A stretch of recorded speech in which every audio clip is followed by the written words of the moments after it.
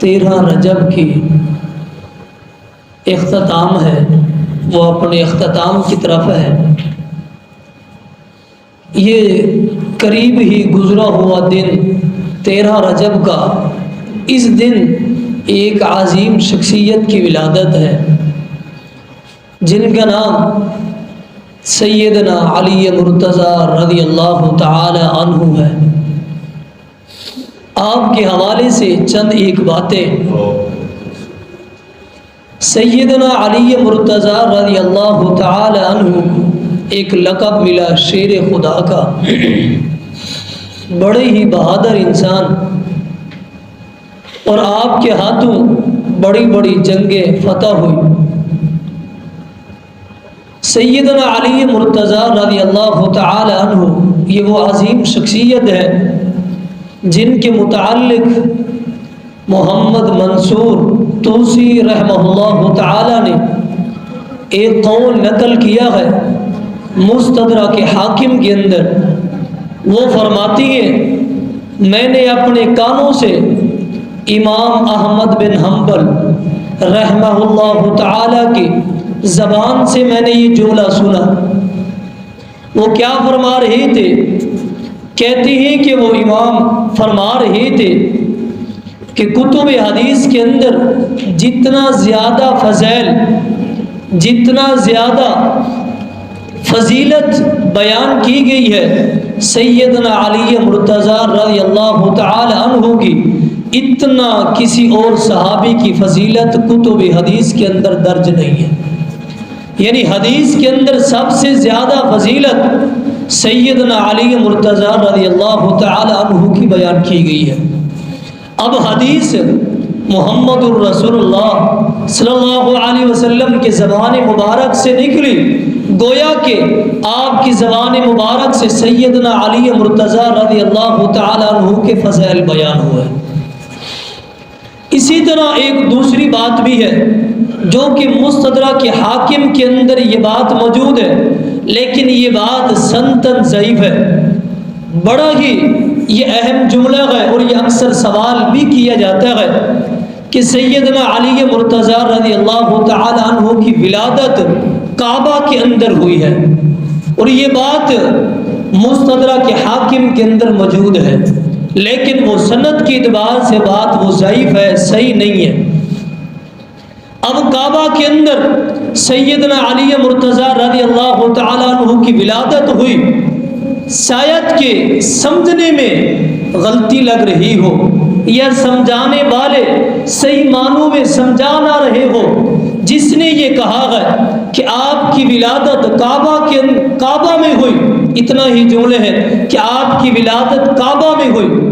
جیسے ایک مثال کے طور پہ اگر یہاں کسی کو ہم سمجھا رہے ہیں کہ فلاں شخص کی ولادت سندھ کے اندر ہوئی ہے، تو اس کا مطلب یہ ہے کہ پورے سندھ کے اندر، یعنی سندھ کے کسی ایک علاقے میں اس بندے کی ولادت ہوئی ہے۔ اسی طرح سمجھایا گیا ہے کہ سیدنا علی مرتضیٰ رضی اللہ تعالیٰ عنہ کی ولادت کعبہ میں ہوئی، کعبہ کے اندر نہیں، کعبہ کے ارد گرد جس کو کعبہ کی حرمت کی جگہ کہا گیا ہے وہیں پہ ولادت ہوئی ہے۔ سمجھنے اور سمجھانے میں شاید یہ مسٹیک ہو رہی ہے۔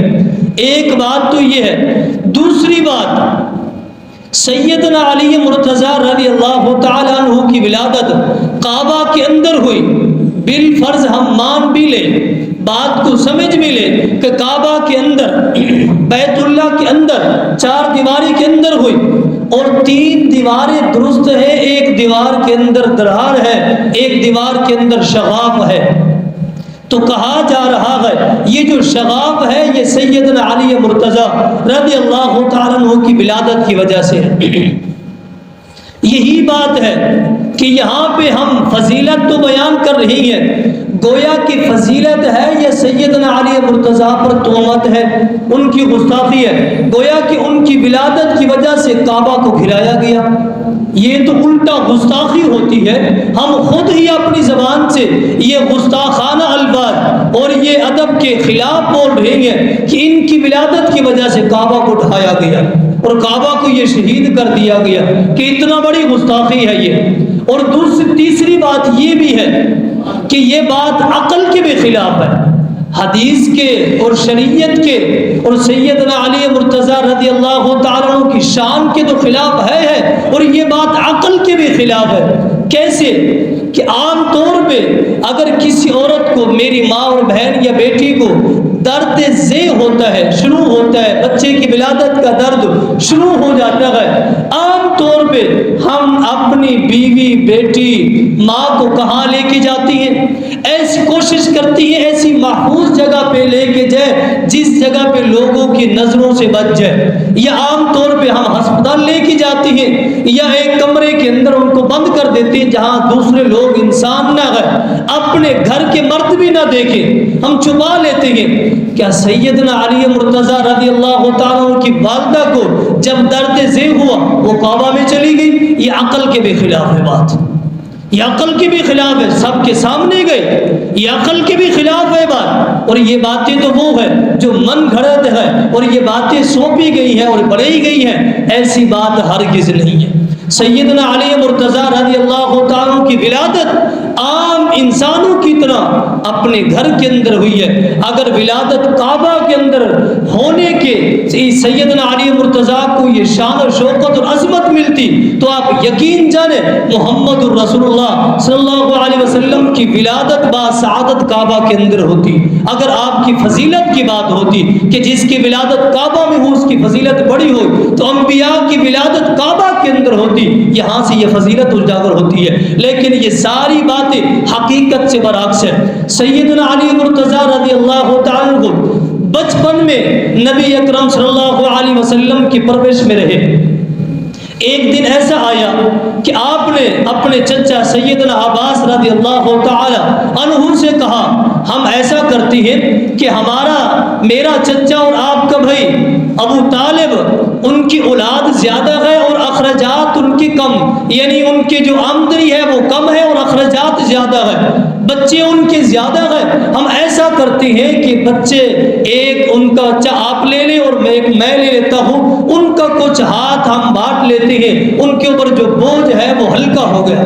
دونوں نے مشورہ کر کے محمد رسول اللہ صلی اللہ علیہ وسلم اور سیدنا عباس رضی اللہ تعالیٰ عنہ دونوں جا رہے ہیں، جاتے ہیں، بات ان کے آگے رکھتے ہیں، مان جاتے ہیں، اور آپ کے حصے میں سیدنا علی مرتضیٰ ہے اور سیدنا عباس رضی اللہ تعالیٰ کے حصے میں سیدنا جعفر ہے۔ دونوں نے بچوں لے کے واپس آ گئے، اپنے گھر کے اندر پرورش کی ہے۔ سیدنا علی مرتضیٰ رضی اللہ تعالیٰ کی نبی اکرم صلی اللہ علیہ وسلم کی پرورش میں رہی ہے۔ سیدنا علی مرتضیٰ رضی اللہ تعالیٰ عنہ ایک روایت کی آتا ہے کہ 10 سال کی عمر میں سیدنا علی مرتضیٰ رضی اللہ تعالیٰ نے دین اسلام کو قبول کر لیا تھا۔ جب آپ نے انہیں دین اسلام کی دعوت دی تو کہنے لگے میں اپنے بابا سے مشورہ کر کے ہوں گا۔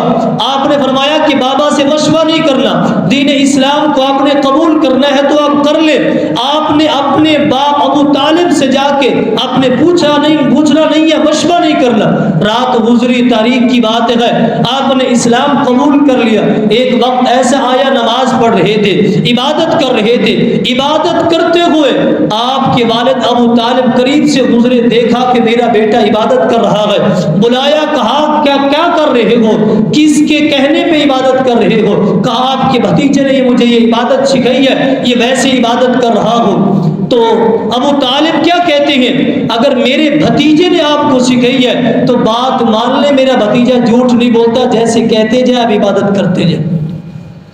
دین اسلام کو سمجھتے تھے اور کہتے تھے کہ یہ دین سچا ہے، سچا دین ہے، لیکن قبول نہ کرنے کی یہی وجہ تھی کہ خاندان یہ ساری بت ان کے سامنے کھڑے تھے۔ یہاں سے سیدنا علی مرتضیٰ رضی اللہ تعالیٰ کی یہ فضیلت اور اہمیت اور آپ کی ولادت کی بات ہو رہی تھی۔ 13 رجب کو جس طرح آپ کی ولادت ہے اس کے متعلق بہت ساری ایسی باتیں ہیں، وقت درکار ہے، اسی بات پہ اتفاق کرتے ہیں۔ وَمَا عَلَيْنَا إِلَّا الْبَلَاغُ۔